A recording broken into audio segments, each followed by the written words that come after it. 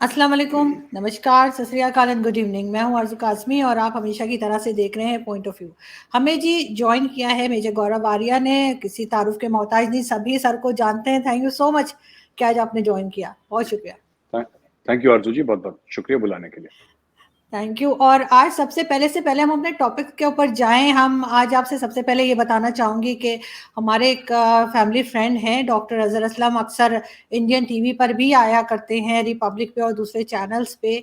Politician हैं और independent politician, इसके अलावा पॉलिटिकल एनालिस्ट भी हैं। उन्होंने आज मुझे एक जो है एक आर्टिकल भेजा उर्दू का, उसका कुछ पोर्शन था और आपके बारे में था, इसलिए मैं ये बात यहाँ कर रही हूँ।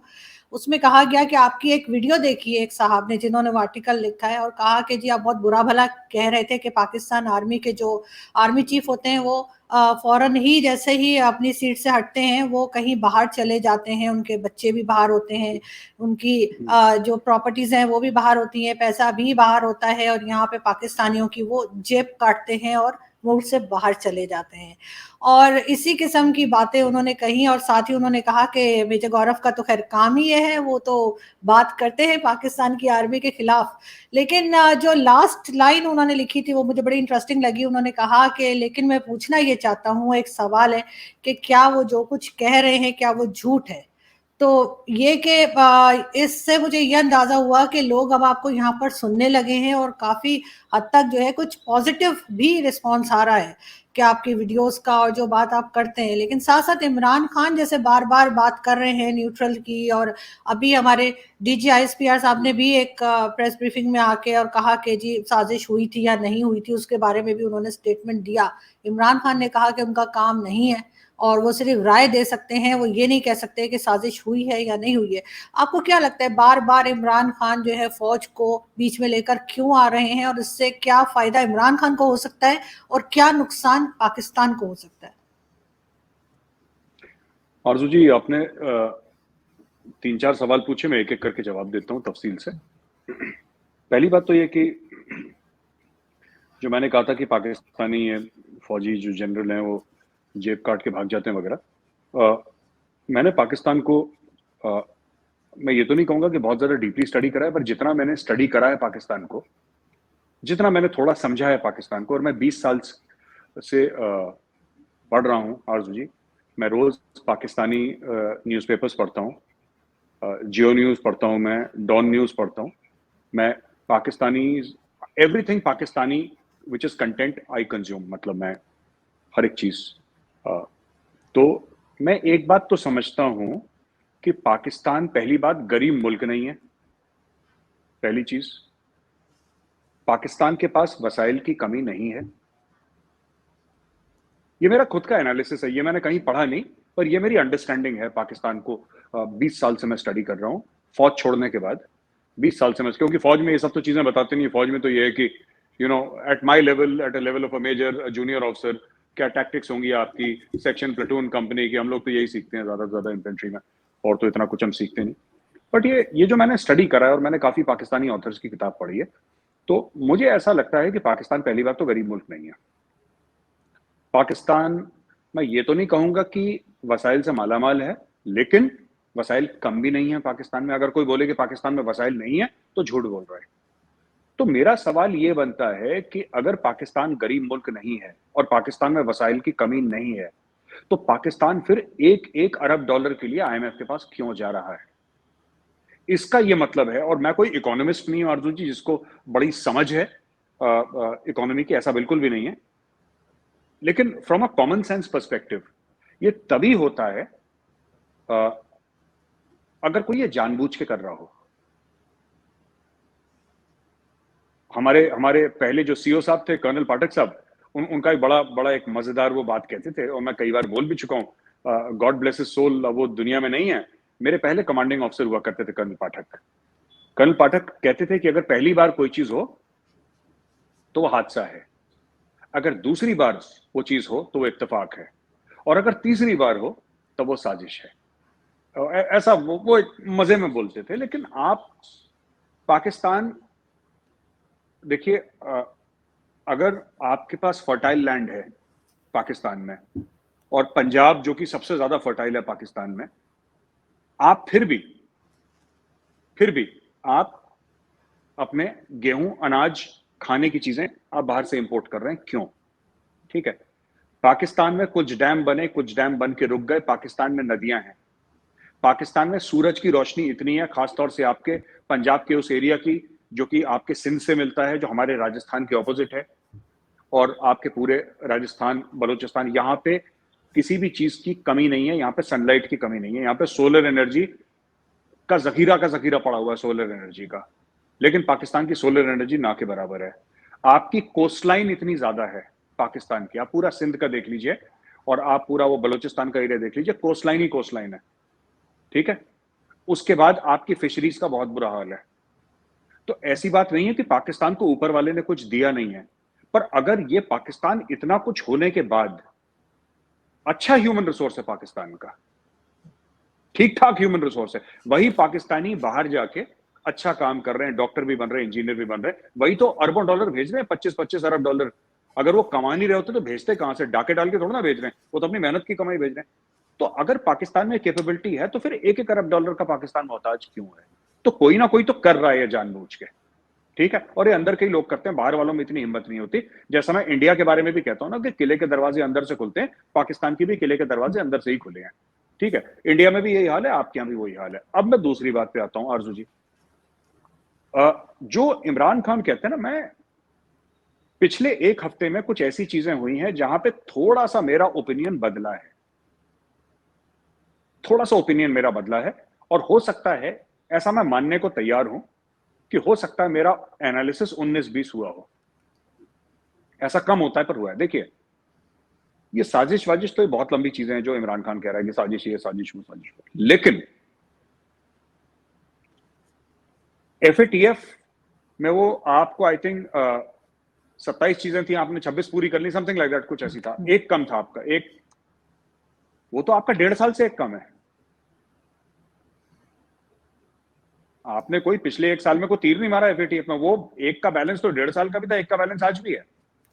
फिर आज की तारीख में बातचीत क्यों चल रही है कि पाकिस्तान को एफएटीएफ से निकाल देंगे? ये बात 1.5 साल पहले क्यों नहीं हुई? ऐसा क्या बदल गया 1-1.5 साल में? मैं ये जानना चाहता हूं। दूसरी बात, इमरान खान साहब तरस गए कि जो बाइडेन फोन कॉल कर दे। इमरान खान साहब ने डंडे से भैंस की तरह हाँका अपने पूरे डिप्लोमेटिक कोर को कि यार मिलो मत, एक फोन कॉल तो कर दो, फोन कॉल तो कर दो। फोन कॉल नहीं करा। शाह महमूद कुरैशी साहब ने चिट्ठी भी लिखी, एक फोन कॉल नहीं आया। इमरान खान कुर्सी से हटता है और पाकिस्तान का यूएस एम्बेसडर को जाके जो बाइडेन पर्सनली मिलता है। ये फर्क क्या हो गया? क्या हो गया पाकिस्तान में कि अचानक जो बाइडेन भी मिल रहा है, एफएटीएफ से भी निकल रहा है। और दूसरी तरफ अगर आप देखें, आईएमएफ के कहने पे 3 बार आपके पेट्रोल का रेट बढ़ गया, आपके बिजली का रेट बढ़ गया, आपके गैस का रेट बढ़ गया। पाकिस्तानियों के लिए, जो पाकिस्तानी खुशी मना रहे हैं कि हम एफएटीएफ से बाहर निकलेंगे, कि अब तो हम एफएटीएफ से ग्रे लिस्ट से बाहर निकल जाएंगे, और मैं कह रहा हूं ठीक है, आपके मुल्क की भलाई के लिए निकल भी जाइए, लेकिन मुझे ऐसा लगता है कि वो पाकिस्तान के लिए ना, पाकिस्तानी रीड नहीं कर पा रहे सिचुएशन।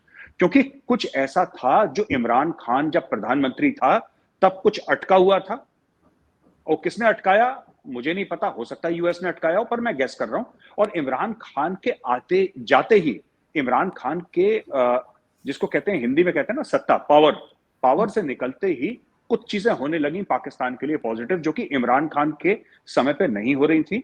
और मुझे नहीं पता ऐसा क्यों है।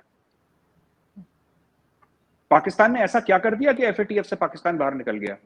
या तो पहले पाकिस्तान को जबरदस्ती जानबूझ के एफएटीएफ में रोका गया था, या तो पहले जानबूझ के रोका गया था, या तो एफएटीएफ तब गलत था, या एफएटीएफ आज गलत है।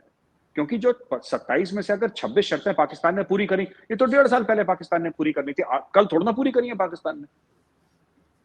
आप आईएमएफ की हर चीज मानते हैं, शहबाज शरीफ की सरकार आती है, आईएमएफ की हर चीज मानती है।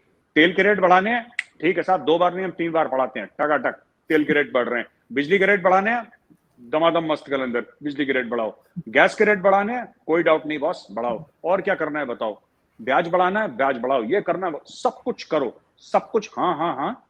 और अचानक चीजें छटने लग जाती हैं। अब मुझे ये देखिए, ये है कुछ मामला गंभीर, क्या है समय लगेगा, मैं समझ के फिर वापस एक शो हम करेंगे आरजू जी, जहां पे हम समझेंगे कि है क्या। बाकी देखिए, मैं ये तो नहीं कह रहा कि डोनाल्ड लू ने कोई साजिश करी है इमरान खान के साथ, मैं ये मानने को आज भी तैयार नहीं हूं, लेकिन हां, मैं ये समझता हूं कि कुछ है, वो नहीं है जो इमरान खान कह रहा है, कुछ और है, कुछ और है, और वो इमरान खान के खिलाफ है। क्योंकि ये 3-4 चीजें हो गई आरजू जी, ये कोइंसिडेंस नहीं हो सकता, जियो पॉलिटिक्स में कोइंसिडेंस नहीं होता। लेकिन ऐसा क्या इमरान खान, वही जो आप कह भी रहे हैं कि अभी नहीं हम समझ पा रहे कि आखिर ऐसा क्या था जो इमरान खान के होते हुए नहीं हो रहा था, क्योंकि वो तो हर चीज को वो भी तैयार थे। यहाँ पर तो चाहे एस्टेब्लिशमेंट हो या गवर्नमेंट, कोई अमेरिका को इनकार तो नहीं कर सकता अगर वो कुछ कहे या आईएमएफ कुछ कहे। तो फिर ऐसा क्या था कि जो इमरान खान के टाइम पे नहीं हो पाया? नहीं आरजू जी, ये वो भी नहीं है जो इमरान खान कह रहा है, एब्सोल्युटली नॉट, क्योंकि उन्होंने तो बेस मांगे नहीं थे इनसे, अमेरिकन ने तो बेस मांगे नहीं थे कि जो इमरान खान, और इमरान खान ने एब्सोल्युटली नॉट तो टीवी एंकर को बोला था, उसने टेलीविजन एंकर को बोला, उसने किसी American American general sorry American secretary of state को, अमेरिकन प्रेसिडेंट को थोड़ा था इमरान खान ने एब्सोल्युटली, उसने टीवी एंकर को एब्सोल्युटली नॉट। उससे क्या फर्क पड़ता है, आप टीवी एंकर को कुछ बोलें, you can say anything, it does not matter to America और पाकिस्तान रिलेशंस विद अमेरिका और अमेरिकन रिलेशंस विद पाकिस्तान।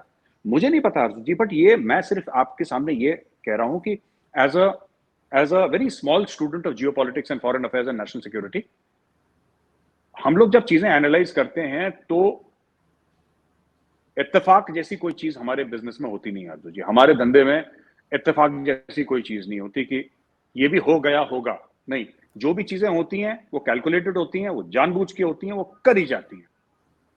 और अचानक ये सब एक चीज एक के बाद एक चीज हो रही है पाकिस्तान में, क्यों हो रही है, हो सकता है हफ्ते 10 दिन में क्लियर हो जाए क्यों हो रही है, लेकिन आज की तारीख में ये जो मैंने बोला ये सारी की सारी चीजें हैं। आप बताइए, मैं आपसे पूछता हूं आरजू जी, क्या बात चल रही है पाकिस्तान को ग्रे लिस्ट से निकाल के ग्रे लिस्ट से बाहर करेंगे, बात चल रही है ना? बिल्कुल चल रही है। ये चल रही आज है, अभी तक आज निकला आज नहीं। शाम शायद अनाउंस भी हो जाए, आज शाम को शायद हो जाए जी अनाउंस। जी जी। तो चलिए शाम को अनाउंस हो जाए। तो पाकिस्तान की बात चल रही है, अब देखिए पाकिस्तान ग्रे लिस्ट से निकले ना निकले मुझे नहीं पता, लेकिन ये बात चल रही है। ये बात पहले नहीं बिल्कुल। चली थी, ये बात पाकिस्तानी आपस में करते थे, पहले नहीं चली थी, फर्स्ट थिंग। सेकंड थिंग, क्या अचानक पेट्रोल के, बिजली के और गैस के दाम अचानक बढ़े हैं आईएमएफ के कहने पे बढ़े हैं? बिल्कुल बढ़े। बिल्कुल बढ़े। राइट। जो एफएटीएफ की शर्तें थी, क्या कोई नई शर्त पाकिस्तान ने मानी है? नहीं, पाकिस्तान ने जो 27 में 26 तो पहले से चल रहा है, 1.5 साल से पहले से चल रहा है वो। मुझे ये समझ में नहीं आ रहा कि ये कहां पे जाके बैठ रही है बातें। अब हो सकता है कि 10-15 दिन में, एक महीने में कंफ्यूजन दूर हो हमारा कि ऐसा क्यों हो रहा है, but this is too much of a coincidence to digest.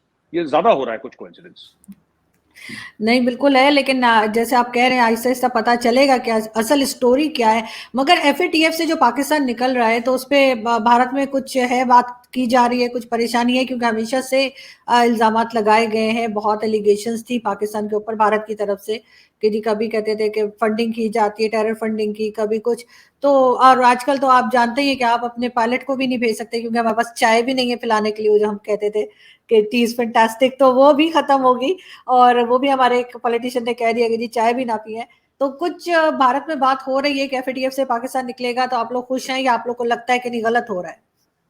नहीं नहीं, इसमें देखिए बात यह है कि क्या, मैं आपको ऑनेस्ट ओपिनियन बताता हूं, क्या पाकिस्तान को ग्रे लिस्ट में रखने में भारत का हाथ था? बिल्कुल जाहिर सी बात है। पर इसमें क्या है कि अगर हम आपके दुश्मन हैं आरजू जी, तो दुश्मनी का मौका तो आप ही दे रहे हैं ना। आप जब तक दुश्मन को मौका नहीं देंगे, वो फायदा कहां से उठाएगा? और हमारा काम है एज अ दुश्मन फायदा उठाना, और आप लोगों का काम है हमारी मजबूरी का फायदा उठाना, हमारी गलतियों का फायदा उठाना, ये काम है हमारा। तो इसमें बुरा ना आपको मानना चाहिए ना हमें मानना चाहिए। आप फायदा उठाएंगे। अब जैसे आप लोगों ने बोला टी इज फैंटास्टिक, हमें बुरा लगा, पर जैसे ही आपके मिनिस्टर ने बोला कि चाय पीनी कम करो, तो हमने बोला टी इज फैंटास्टिक, बात तो सही है, तो पाकिस्तानियों को बुरा लगा। ये सब चलता रहेगा नोक झोंक। खैर, ये तो हुई मजाक की बात। आरजू जी ऐसा है, मैं आपको बताता हूं कि पाकिस्तान की दो प्रॉब्लम्स हर समय चलेंगी, कोई भी दो चलेंगी।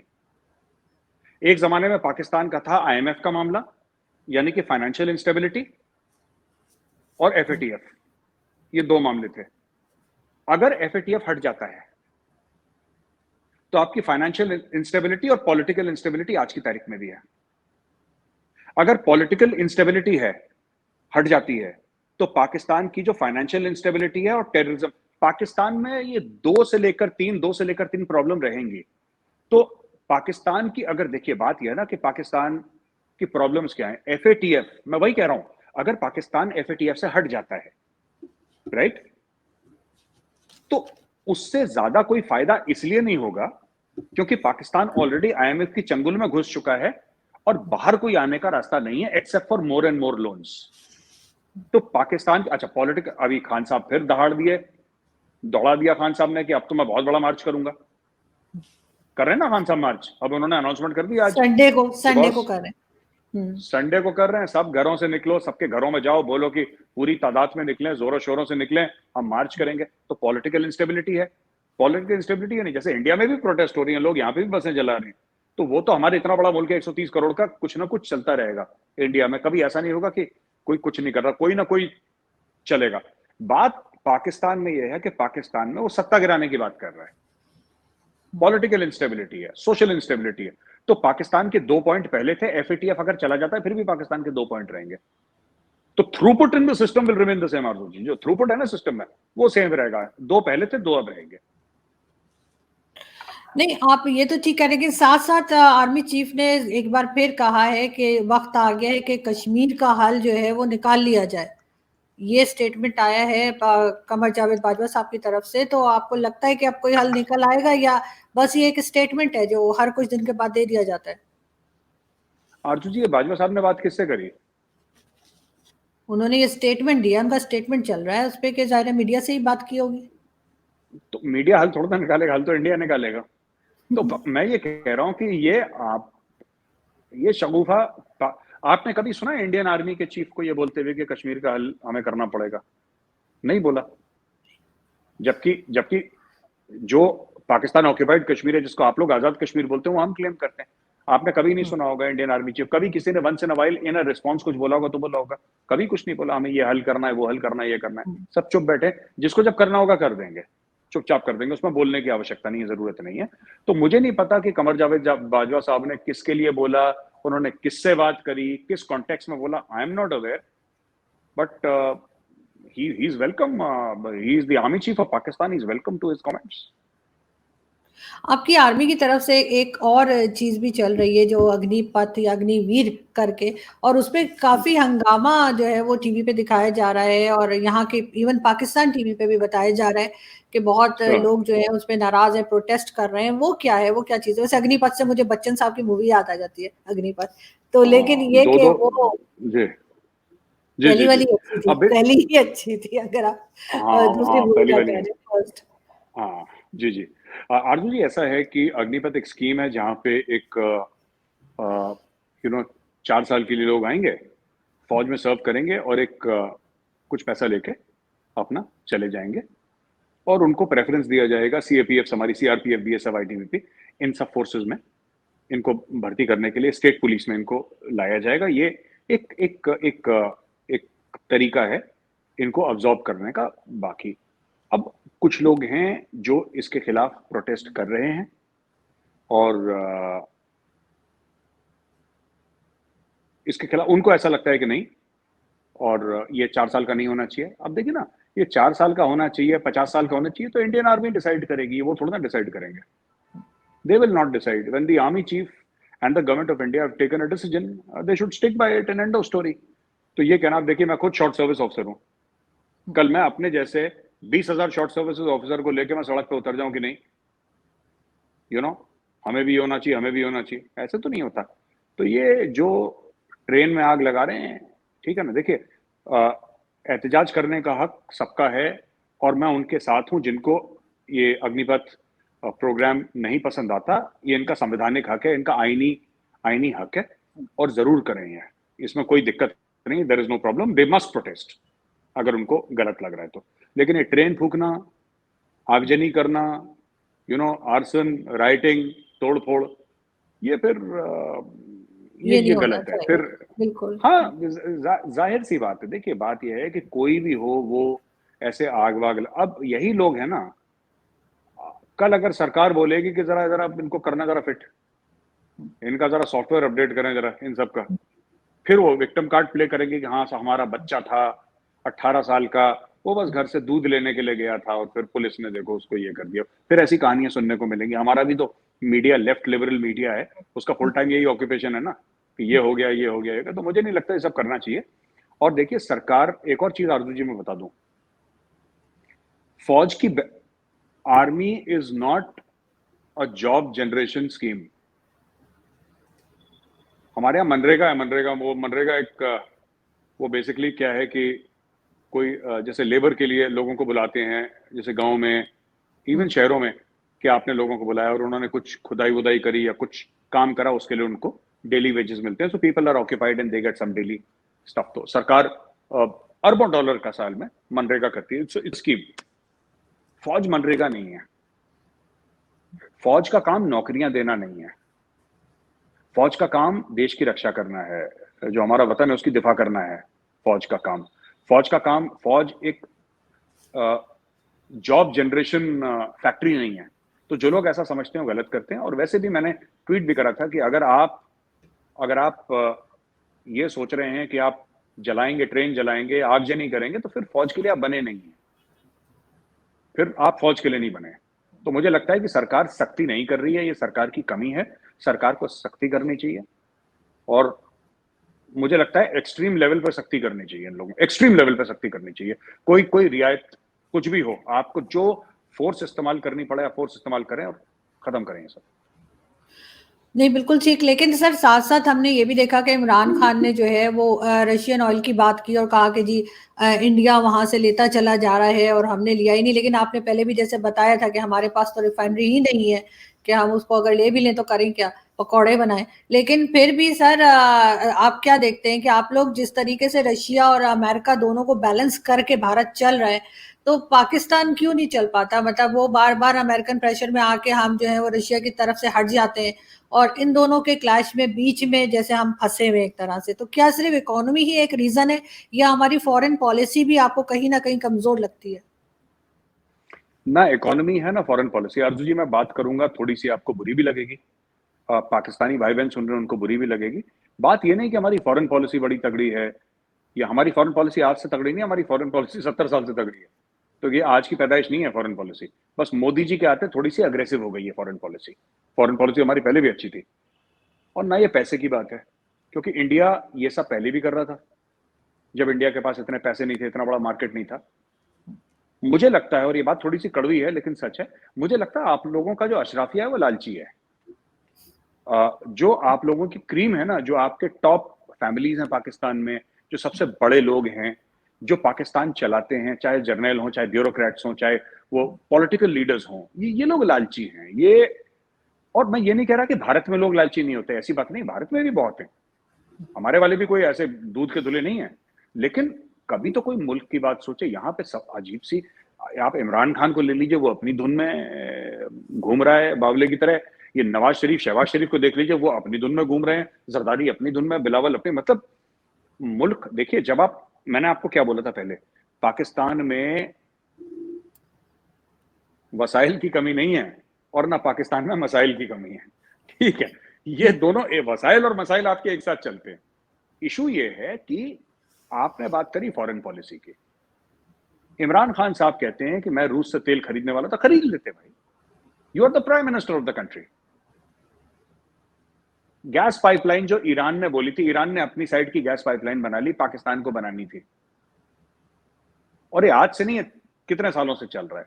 वो कंप्लीट करवा लेते, आप ईरान से तेल ले लेते। इमरान खान साहब, ईरान तो आपका नेबर है ना, बगल में ना ईरान, आपका बलूचिस्तान से बॉर्डर लगता है ईरान का। आपने क्यों नहीं लिया ईरान से तेल? आपने इसलिए नहीं लिया क्योंकि अमेरिका बहादुर गुस्सा हो जाता। जो इमरान खान शहबाज शरीफ को बोल रहे हैं कि शहबाज शरीफ इसलिए रूस से तेल नहीं ले रहा क्योंकि शहबाज शरीफ को ये लगता है कि अमेरिका गुस्सा हो जाएगा, और जो की बात, मतलब ये तो इलॉजिकल बात है ना। ये तो इसलिए इलॉजिकल बात है कि साहब, रूसी तेल को रिफाइन करने की आपके पास रिफाइनरी है नहीं। अगर शहबाज शरीफ ये कहता है कि लाओ जी, उस तेल का करना क्या है शहबाज शरीफ ने? वो तो किसी काम का नहीं है। वो जो, क्योंकि मैं बता दूं जिनको नहीं पता है, जो भी कच्चा तेल निकलता है, क्रूड ऑयल निकलता है, पहले उसको रिफाइन करना पड़ता है। और हर एक तेल का जो कंपोनेंट है, उसका जो केमिकल्स हैं उसमें, या जो भी उसका जो कंपोजिशन है उस तेल का, जिससे वो क्रूड ऑयल बना है, जो कच्चा तेल बना है, वो सबका अलग होता है। जो सऊदी अरब का है वो अलग है, रूस का अलग है, जो वेस्टर्न टेक्सास का है वो अलग है, नॉर्थ सी का यूरोप का है वो अलग है, और अलग अलग जगह के तेल अलग अलग, तो अलग अलग किस्म की रिफाइनरीज होती हैं उसमें। पाकिस्तान के पास वैसी रिफाइनरीज हैं जो सऊदी अरब के या यूएई के तेल को अच्छी तरीके से रिफाइन कर, आई थिंक 4-5 रिफाइनरीज हैं पाकिस्तान में, जितना जहां तक मैं अपडेटेड हूं, जहां मेरी नॉलेज है। लेकिन रूसी तेल को रिफाइन करने की पाकिस्तान में रिफाइनरी नहीं है। तो अब ये बोल रहे हैं जितना भी इमरान खान कि ये डर गया, मैं तो लेने वाला था। और मैं खान साहब से पूछता हूं, सर आप ले भी लेते तेल रूस से, रूस तो खुशी खुशी दे देता आपको, वो तो माल बेचने के लिए बैठा है, आपने करना था उस तेल का क्या कर लेते। हमने तो इसलिए रूस से तेल लिया क्योंकि हमारे यहाँ बड़ी बड़ी रिफाइनरी लगी हुई है, आज से नहीं, हमारे यहाँ तो दिहाइयों से लगी है रिफाइनरी जो रशियन ऑयल को वो हम पहली बार रशिया से थोड़ा ना तेल ले रहे हैं। ये तो पाकिस्तान की अभी अभी रूस को लेकर मोहब्बत जागी है। आरजू जी, अभी अभी 2-3 साल से बात हुई है कि रशिया हमारा बहुत क्लोज, पता नहीं कैसे क्यों वहां पे पाकिस्तानी टीवी एंकर से बोलते हैं कि रशिया पाकिस्तान का दोस्त है, कैसे हो गया। मुझे अगर कोई लॉजिक दे के समझा दे कि ये 4 वजूहात हैं जिसकी वजह से पाकिस्तान और रूस अच्छे दोस्त हो गए, या एक वजूहात है, 2 वजूहात हैं, सिर्फ ये कि ठीक है हमारी चीन से बनती है, चीन की रशिया से बनती है, देयरफॉर हमारी रशिया से बनती है, इसके अलावा और कोई लॉजिक है तो बताइए। मुझे तो नहीं समझ में आया आज तक कुछ। हाँ, लेकिन साथ साथ अगर हम रशिया के साथ साथ अगर हम इसराइल की भी बात करें तो सऊदी अरब का सुनने में आ रहा है कि बड़ी जल्दी सऊदी अरब जो है रिकग्नाइज कर लेगा इसराइल को। तो क्या पाकिस्तान भी कर पाएगा? आपका ख्याल है कि कुछ ना कुछ तो सऊदी अरब को हम फॉलो करते हैं, बहुत ज्यादा ही फॉलो करते हैं, तो क्या पाकिस्तान भी ऐसा ही करेगा? देखिए पाकिस्तान ने ना, देखिए मैं आपको बताता हूँ, पूरे जो मुस्लिम वर्ल्ड में जो पैलेस्टीन का प्रॉब्लम था उसको एज अ पॉलिटिकल प्रॉब्लम देखा गया। पूरे मुसलमान वर्ल्ड में यह बोला गया कि इजराइल ने पैलेस्टीनियंस की जमीन पर कब्जा कर दिया है। पाकिस्तान ने मौलवियों को यह बताया कि ये इस्लाम और यहूद और हनूद के बीच में जंग है। एक पॉलिटिकल लड़ाई को रिलीजियस, यही चीज कश्मीर में भी करी थी। एक पॉलिटिकल डिफरेंस जो था, of opinion, of territory, of XYZ जो भी था, उसको जिहाद फी सबीलिल्लाह। आप देखिए, जब आप किसी चीज को मजहब का जामा पहना देते हैं ना, फिर वो इमोशनल हो जाता है, फिर वो चीज रुकने वाली नहीं रुकती। मुझे लगता है पाकिस्तान को बहुत मुश्किल होगी अपने लोगों को समझाना कि भाई जिन यहूदियों के पीछे हम जहर उगल रहे हैं, और इसके पीछे रीजन जो है वो रिलीजियस है, उसका जो पाकिस्तानियों के मन में जो नफरत है इजराइल के लिए या यहूदियों के लिए, आरजू जी, उसका पैलेस्टीन से लेना देना बहुत कम है, उसका लेना देना मजहब से है। और आज से नहीं, 1000-1500 साल पहले से ये ज्यू हेट्रेड जो है वो चलता चला आ रहा है, जो कि बाकी इस्लामिक वर्ल्ड समझ गया कि बॉस ऐसे दुनिया नहीं चलती। पाकिस्तान में तो मौलवियों ने यही बताया कि यहूदी तुम्हारा दुश्मन है, और कयामत के दिन वो पेड़ के पीछे या पत्थर के पीछे छुपेगा तो पेड़ और पत्थर गवाही देगा कि हाँ आ जाओ मोमिन, मेरे पीछे छुपा है यहूदी, इसका गला काटो। और पता नहीं क्या क्या मैंने पढ़ा, वो हदीस मैंने पढ़ी, तो मैंने बोला यार ये किस तरीके से हो सकता है। तो पाकिस्तान के लिए मुझे लगता है बहुत डिफिकल्ट है, क्योंकि इतना जहर बोल दिया ना आवाम के बीच में कि यहूदी तो वो बिल्कुल they will not tolerate, Pakistani लेकिन people will not tolerate. Saudi Arab तो खैर अब उस बात को भी नहीं मान रहा है कि उन्होंने तो कहा है कि बहुत सी हदीसें जो हैं वो गलत हैं और उन पे बिलीव नहीं किया जा सकता। मगर साथ साथ हमने ये भी देखा कि टीएलपी के जो लोग थे या जो पूरी पार्टी थी उसको कहा गया कि जी ये बैन ऑर्गेनाइजेशन है, टेररिस्ट ऑर्गेनाइजेशन है, ये वो कहा गया, फिर खैर वो नाम हटाया गया उनके आगे से। और अब वो कराची में इलेक्शंस में भी हिस्सा ले रहे हैं और जीत भी रहे हैं। अफसोस की बात जो मुझे लगती है वो ये कि जीत रहे हैं, कि दोबारा से आप समझते हैं कि ये फिर पावर में आ जाएंगे, और अगर ये पार्लियामेंट तक पहुंच गए तो पाकिस्तान दोबारा से जिस ग्रे लिस्ट से निकला है और बड़ी खुशियां मनाई जा रही हैं उसमें वापस जाता हुआ दिखाई तो नहीं दे रहा। नहीं, ग्रे लिस्ट की इतना खतरा नहीं है पाकिस्तान को, अगर ग्रे लिस्ट में चला भी गया तो पाकिस्तान को वापस निकल के वापस चला गया, that's not a big deal. देखिए प्रॉब्लम ये है ना कि 2 ऑर्गेनाइजेशंस हैं, आपने बात करी लबैक की, ठीक है अर्जू जी, आप कह रही हैं जी, लबैक वाले कराची में इलेक्शन जीत रहे हैं, वो और इलेक्शन जीतेंगे, वो मजीद इलेक्शन जीतेंगे। तो आपके लिए खतरे वाली क्या बात है कि टीटीपी और टीएलपी एक ही बात कर रहे हैं। काफी हद तक टीएलपी और टीटीपी का एजेंडा मिलता है। तो एक तरफ बॉर्डर पे आपको एक फोर्स अटैक कर रही है जिसके पास हथियार हैं, जिसके पास रॉकेट लॉन्चर्स हैं, जो रोज आपके फौजियों को मार रही है, बॉर्डर पे अटैक कर रही है, ठीक है, उसका नाम है तहरीक तालिबान पाकिस्तान, टीटीपी। उसको शह दे रहा है अफगान तालिबान, ठीक है, मिलिट्री एक्शन। दूसरी तरफ तहरीक लबैक, जो तहरीक तालिबान पाकिस्तान की ऑलमोस्ट मिरर इमेज है, आप उसको एक तरीके से, मतलब मैं ये नहीं कह रहा कि वो है, लेकिन एक तरीके से आप उसको पॉलिटिकल विंग ऑफ द तहरीक तालिबान पाकिस्तान कह सकते हैं लबैक वालों को, क्योंकि चाहते वही हैं, वो शरिया का निजाम चाहते हैं, वो ये मतलब उसमें, और काफी उनके फॉलोअर्स खैबर पख्तूनख्वा के भी हैं, जहां पे ज्यादातर टीटीपी वाले हैं, क्योंकि वो भी देवबंदी हैं, जो अफगान तालिबान एंड इवन तहरीक तालिबान पाकिस्तान, ये तो देवबंदी हैं सबके सब।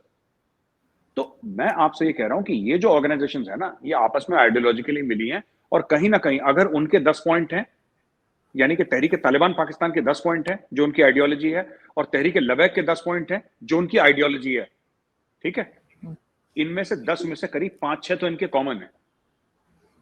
ये खतरा है, एफएटीएफ की ग्रे लिस्ट में वापस जाना खतरा नहीं है, ये खतरा है कि पॉलिटिकल स्पेस में भी, ये अभी तक तो पाकिस्तान ये कहता था कि जो मौलवी मौलाना है और समय इलेक्शन हार रहे हैं, और लोग कहते थे देखो मौलाना फजलुर रहमान जितने भी लॉन्ग मार्च कर ले, ठीक है, ये कोई बड़ा बंदा नहीं बन सकता। और बात यह है कि धीरे धीरे से ये भी मौलवी मौलाना धीरे धीरे काम कर रहे हैं, क्योंकि political Islam is a reality, ठीक है, गर दीन हो सियासत से जुदा तो रह जाती है चंगेजी, ये अल्लामा इकबाल ने बोला था, है ना। जलाल बादशाही हो या जमहूरी तमाशा हो, जलाल बादशाही हो या जमहूरी तमाशा हो, जुदा हो दीन सियासत से तो रह जाती है चंगेजी। दिस इज, तो Allama Iqbal actually was saying that there is something called political Islam, और यही तो है जो आप अपने सामने देख रहे हैं, ये तहरीक लबैक वाला यही तो कर रहे हैं ये लोग।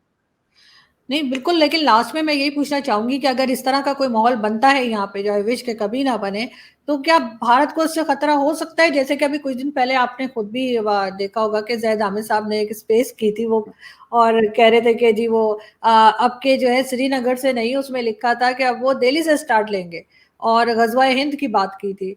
तो आपको लगता है कि अगर इस किस्म का माहौल बना तो भारत को भी खतरा हो सकता है?